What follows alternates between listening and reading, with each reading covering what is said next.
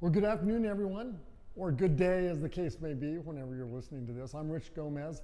I am the Arizona State head referee for First Lego League, and welcome to Cargo Connect season 2021-2022.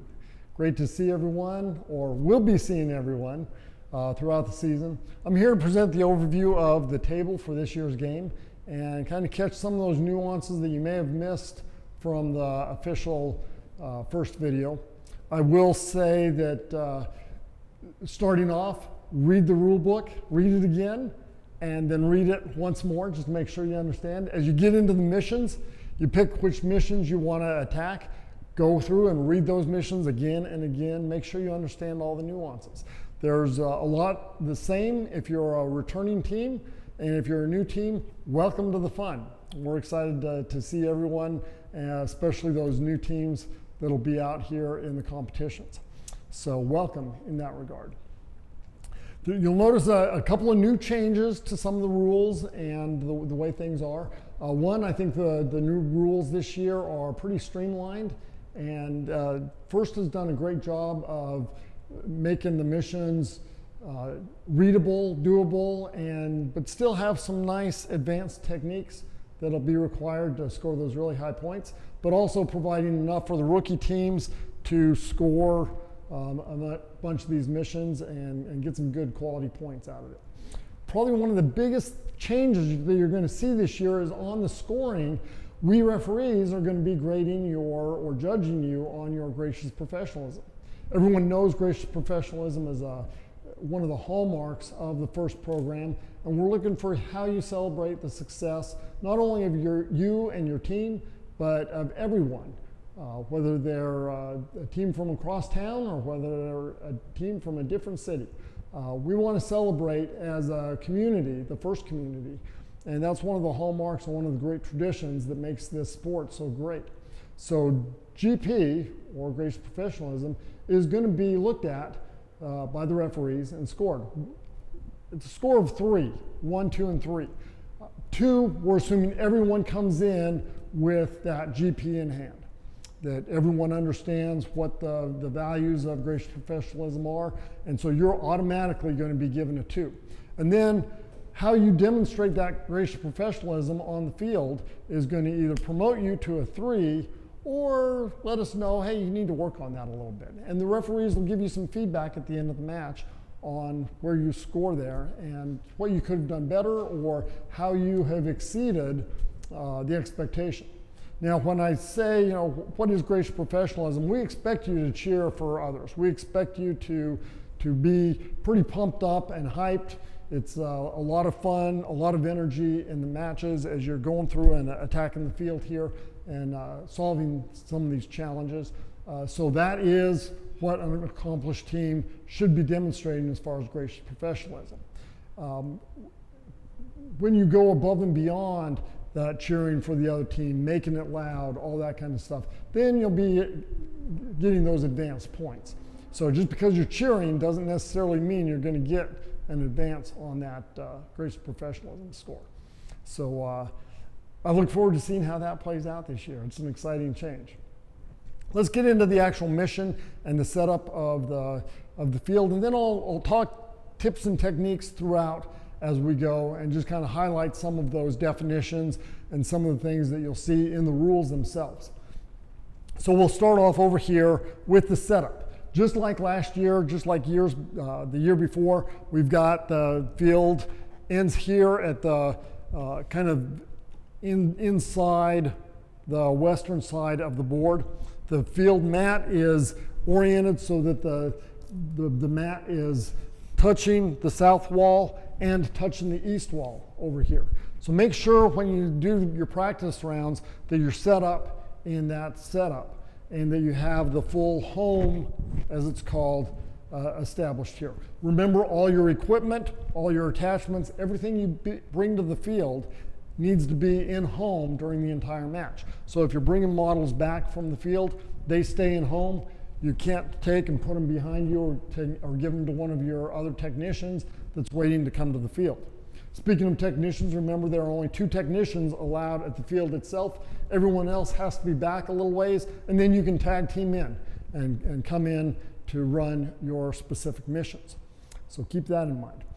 Remember, everything starts within for the mission 0, you start within a specific area. All of your equipment, your robot, anything you bring to the table has to fit into the area in between, this black area west of the field, and then you've also got a 12-inch height requirement.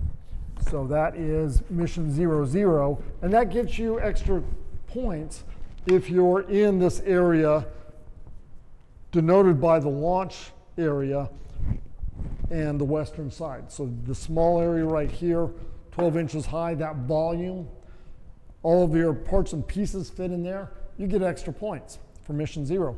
If you've got so much gear and it fits within this larger area above to the north of the launch area, and again in this section of the west of the mat, then that gives you no points, but all your equipment has to fit in either that volume or in this volume.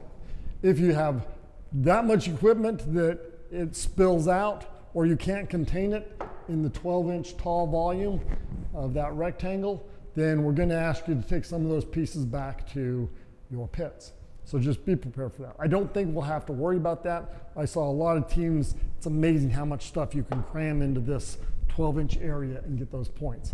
So look forward to seeing that as the season goes on. I will from time to time refer to my notes here, so I'll keep those handy. Other things when you're starting out in base, just remember in your practice, plan for all this stuff to be in base. What's all this stuff?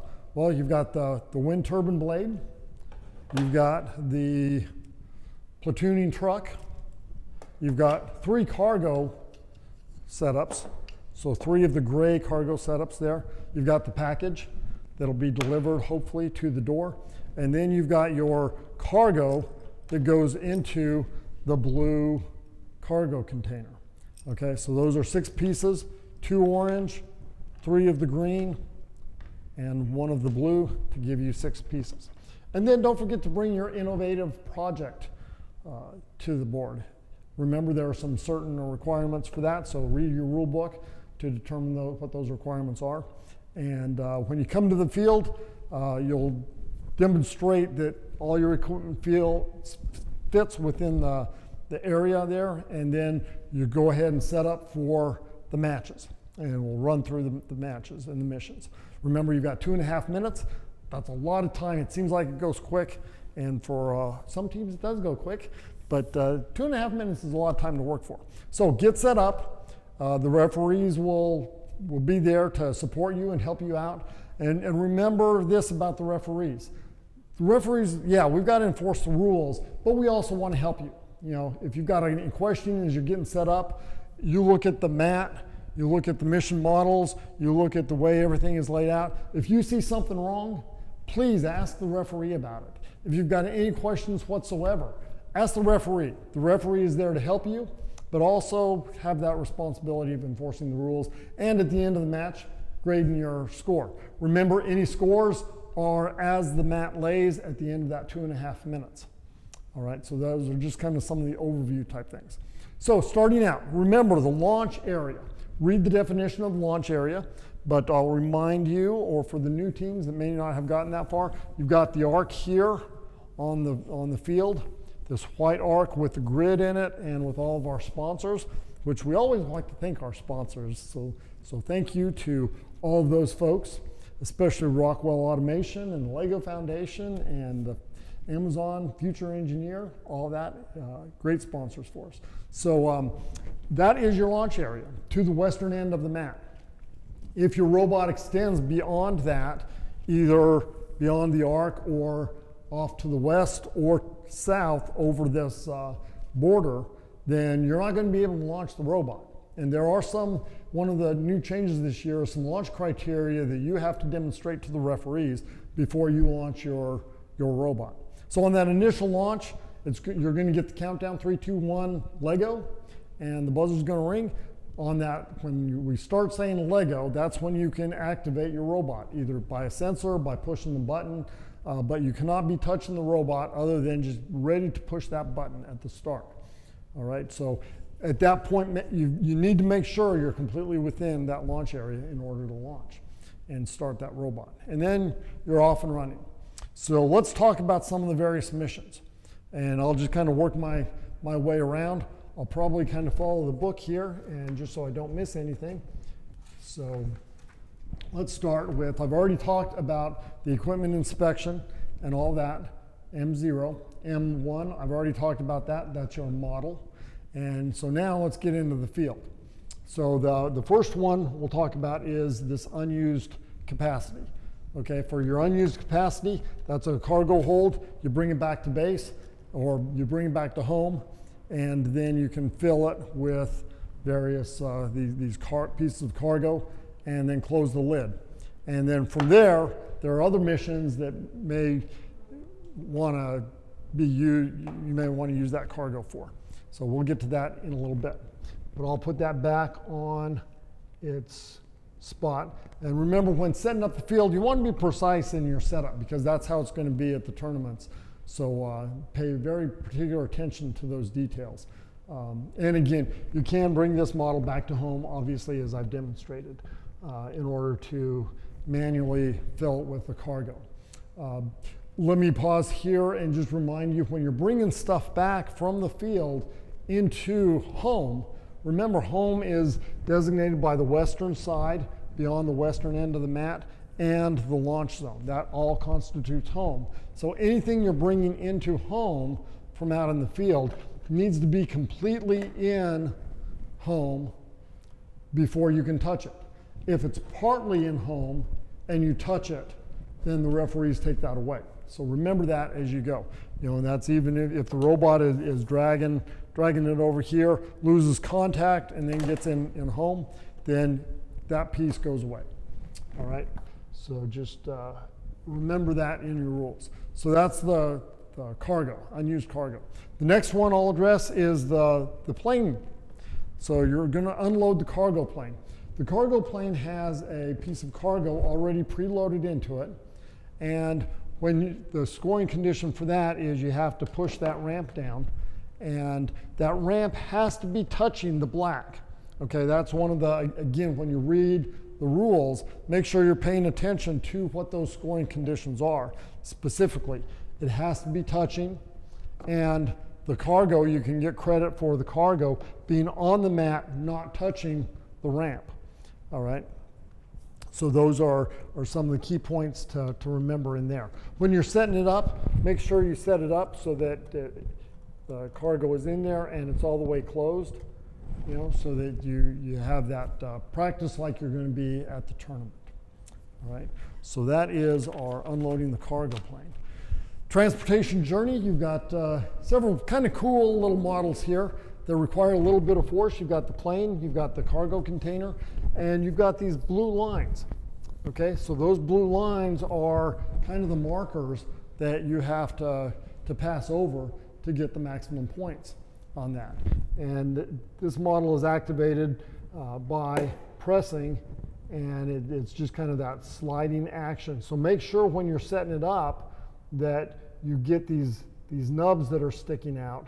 Make sure you get them all the way back in the front part of the model and not in the back, because I would hate for you to try to do that and not be able to do it because it's set up improperly. So again, the nub has to be touching on the forward part and then the mission model loaded, so that you can give it a good little push and send those transportation models on their way. So pretty straightforward there, I think. The next one is the engine. So in our energy efficiency model, we want to turn that engine from the standard fuel combustion engine to the newer diesel electric engines. So that's just the flip of this yellow bar here. So again, set up on that one, make sure that yellow bar is all the way north, and that you've got the fossil fuel engine up top. All right, so that's, again, fairly straightforward there. This next model, and I'm going to go around, this is kind of one of the precise models here for the end game. So at the expiration of the match, you get points for this model here.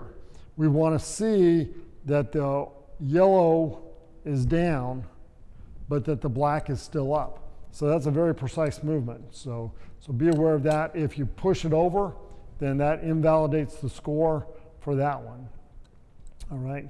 And however, you know, if you push it down and it's not the end of the match, remember, scoring is how the model lies at the end of the match.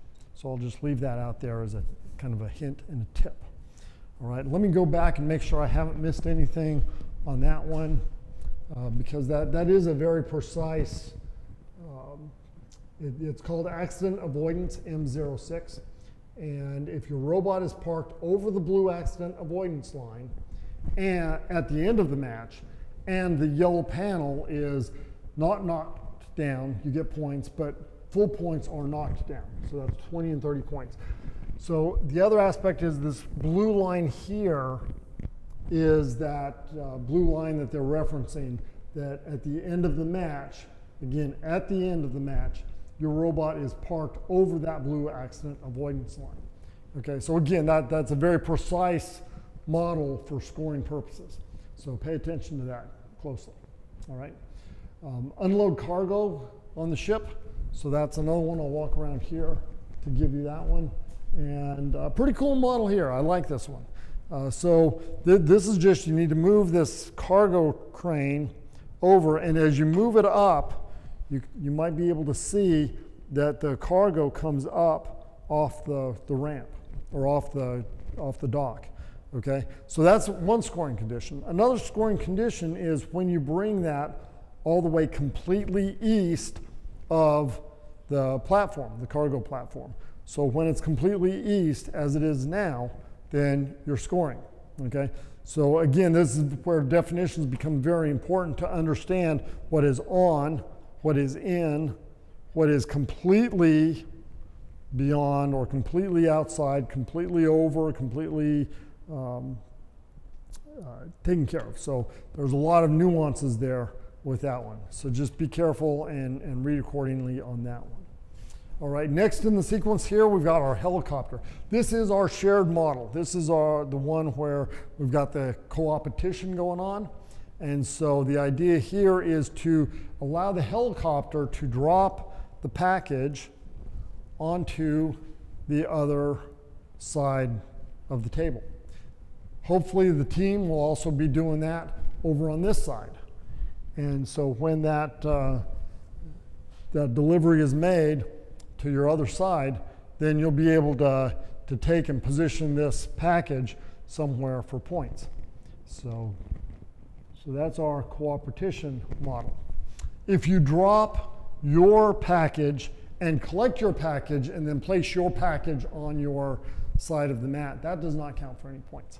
So again, that is the co-opetition model there. Okay, next in the sequence, we've got our train tracks. So the train tracks obviously are broken here. So the goal here is to fix that train track.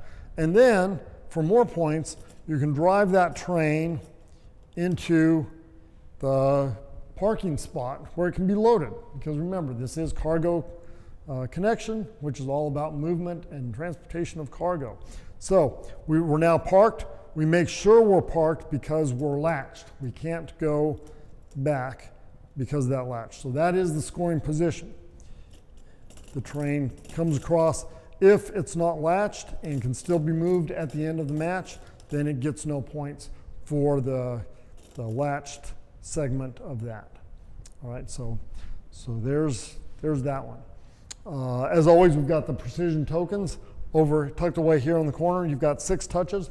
One of the changes this year on the precision tokens is that first interruption within the field. Remember, if your robot is out doing its autonomous driving and working on those missions and it just starts to act up or act inappropriately, you can reach out and you can grab that robot and bring it back to home, and you will lose a precision token. This year, they've changed it so you can lose one precision token without affecting your score.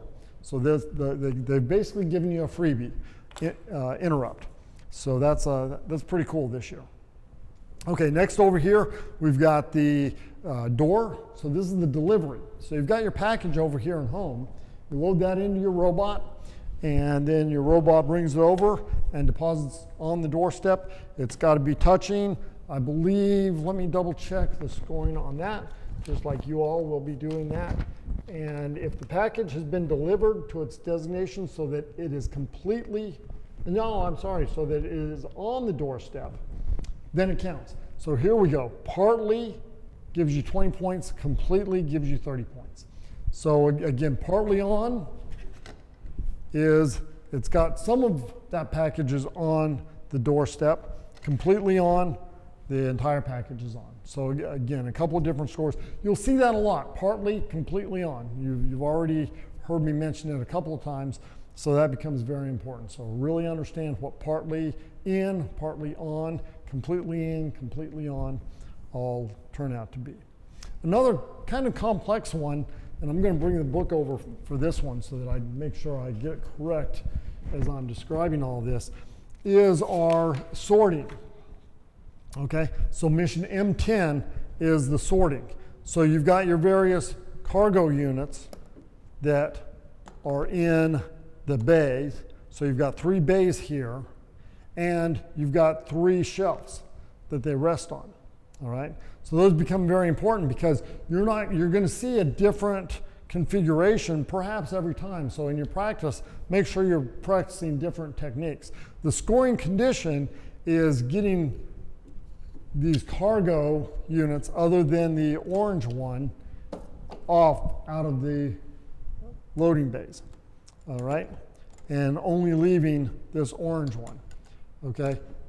It doesn't matter where it is, it just has to be if the containers have been sorted so that the light orange container is the only container remaining completely in the blue sorting box. So there's a blue outline around here that you'll be able to see, if this orange one is completely in. So in that position, it's partly in, it would not count for a score. There it's completely in, you're good to go. All right. Now for setup on this, I said you'll see different configuration. Read the directions carefully on the field setup side, because you start with your blue and you put your blue in whichever position on the bottom shelf. It doesn't matter which bay it's in. Pick a bay at random, and then your next one, I believe, is the green, and I'm going to just refer to the setup. Again, it's always good to refer to your setup. So you've got your blue is positioned first. Your orange is positioned second in any bay, and then your green is positioned such that they are in different shelves in different bays. So again, blue, orange, and green. So that's the setup. Pretty simple, but also complex. Don't use that one every practice match. When you practice, do them at random, because that's how we're going to be setting up the field during the competitions. All right, so hopefully that's clear for you. Next along the list here is our large delivery item. This is a cool mission for multiple reasons. Okay, you've got your windmill here. You've got that needs to be delivered over here. There are a lot of different ways you can work on this one, but the bottom line is you get it from home with your robot to deliver. If it's completely supported by the stand, you get points. If it's supported by equipment, you lose a few points, but you can still get points if I remember correctly. If the turbine blade is touching only the blue holder and the mat, is 20 points. If it's touching nothing else, that's 30 points. So if it's only touching the stand, that's 30 points. If it's touching equipment, that's no points. So there's kind of it's kind of an unwieldy piece to roam around. But that's also closely tied to the chicken here. And so the question for you is, why did the chicken stay in its circle? Could it be to avoid being hit by an errant robot running amok on the field? Perhaps. Or perhaps it's too chicken to venture forth. Excuse me. Okay, so anyway, going back to the chicken, the other Arizona-specific challenge I have to you is why is the chicken so significant in the FLL games? Please, during the state tournament, if you make it that far, come and tell me or send me an email on why the chicken is important in the state of Arizona for FLL. Okay, I'll be interested to see what you have to say. All right, so moving on to the serious stuff of the missions. Let's take a look at the bridge. The bridge is our next one. So again, you get points for dropping the bridge. If you drop both sides, that gets you more points. All right, so that's pretty simple there. Starting from the upright position, just drop those bridge pieces down and you're good to go. The next one that we'll talk about is the platooning trucks. Again, that's kind of a cool mission, I think, because you've got the platooning truck here in base or in home, and then the idea is to platoon these trucks together so that they kind of tow each other, and then you want to connect them onto the bridge. So if they're all connected, all latched together, that gives you more points. And remember, if you don't try to latch it with the bridge and just bring it here, the setup on this guy is right there. There are lines that guide your axles, so make sure you pay attention to that. But you drive it in, and if the robot somehow brings it back, then it's partly in home now. And for scoring, it's got to be completely outside of home. So this would invalidate some of the score. So again, pay attention to those missions, pay attention to the way they're worded and all of that. We don't want you losing points for not paying attention to that. All right, so now we come down to the cargo itself. So you've got all these various cargo pieces. You've got the blue one here, you've got these three gray ones, you've got the one that you've gotten out of the airplane, you've got these two over here. So you've got a lot of cargo boxes that you can score in different ways. You can deliver them to any of the circles. Okay, so that's those are some scoring conditions. You can stack them onto our various items of transportation. I believe the dock is also counted. Yep, you can also stack them over here on the dock. Oh, but look at that. How about that? Did you see that? That as I stacked it there, that one, if you have it not balanced, oh, that's a good challenge, huh? All right, so keep that one in mind as you go. Fun mission there. So a lot of different ways that you can load the cargo and score the cargo, whether it be loaded or whether it be in the circles. You've got a lot of options there, so pay attention to that. And also one that I forgot to mention on your innovative project, the idea there is to get it into this cargo connect circle to get the score for your innovative project aspect. So again, pay attention to completely in, partly on, completely on, those definitions like that. All right, so that pretty much is the board. That's the game this year. Kind of a cool design, I think. It gives all the teams a lot to look forward to and all that. Let me check my notes and make sure that I've covered everything that I wanted to cover here. So once again, did I mention about reading the rule book? I think I did, but let me re-emphasize. Read the rule book, read it again and again and again. Watch out for the updates as they come out throughout the season. There may be some updates that change some of the scoring conditions, some of the way things are done. Maybe the design committee decides that something is either too easy or too difficult, and they may put forth an update, or they may just clarify. Usually it's a clarification of some of the rules. So pay attention to that so that you stay up with the most current information. Don't forget to ask questions. And as you go through the season, I think it's wonderful to talk to the teams, and I personally get a lot out of talking to the teams. So don't be afraid to call me, email me, ask me a question about any of the missions. I'd be happy to help. I will I'm not going to give you a straight answer if it's one that can be found in the rule book. I may give you some a little bit of information to help you dig for it and find it. Because again, discovery is part of the process. So my name once again, Rich Gomez, and my phone number is 928-310-1041. Email address is azfirst.referee@earthlink.net. Okay, and that we should be able to get that up on the screen as well. All right, so ask questions. Don't be afraid. Coaches, same thing. You can reach out to me, ask me questions if you want, but I'd really like to hear from the teams. So if you have a team captain or the team as a whole wants to give me a call, I will try and respond just as quick as I can if I'm not able to pick up the phone immediately. But I will try and pick up the phone immediately. Okay, don't read too much into the rules, into the write-up, all of that. They're pretty spelled out pretty easily and pretty straightforward. So don't overanalyze, but pay attention to the details as we go. I already mentioned that one. Talked about all of those.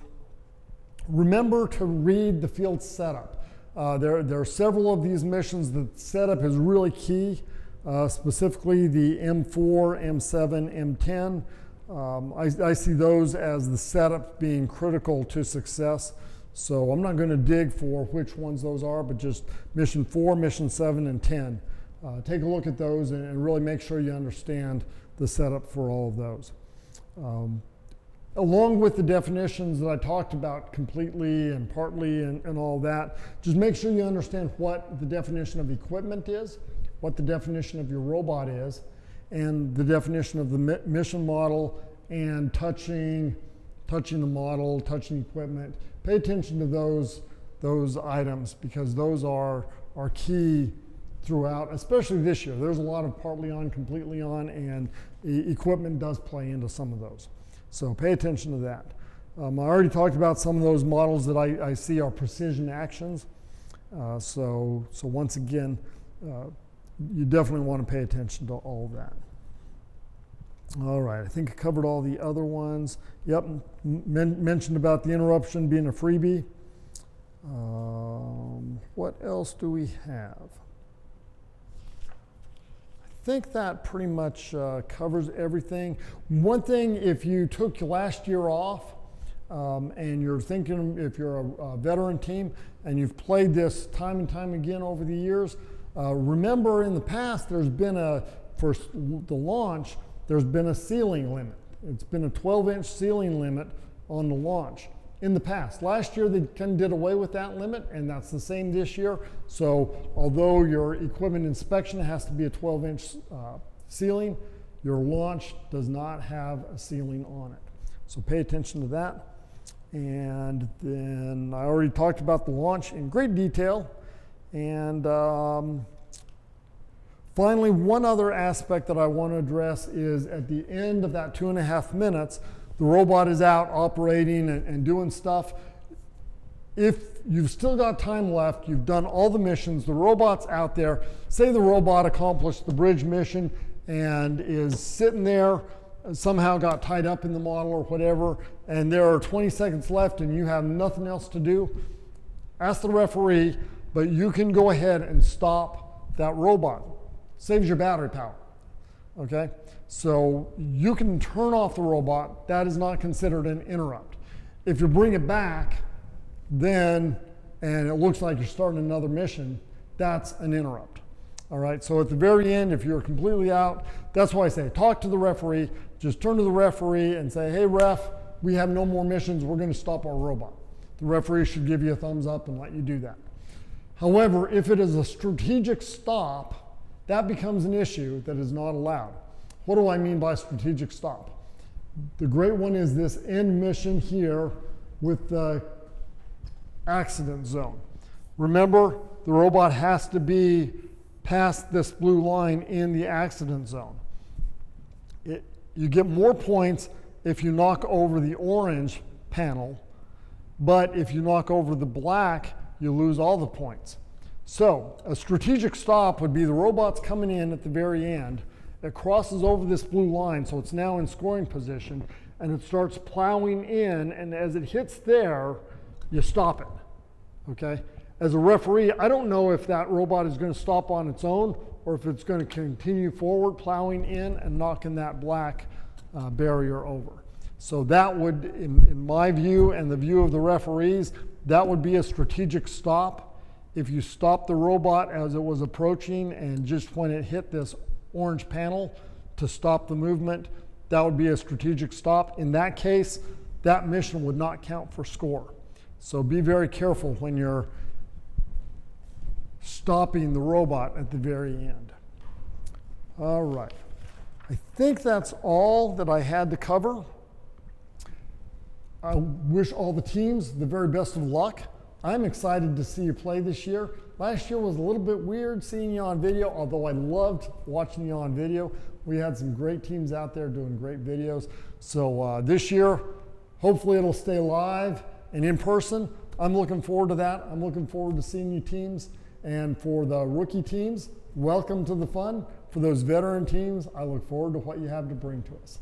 That's all I have. Again, ask me questions, email, text, phone, whatever, happy to help. And I think that's a wrap.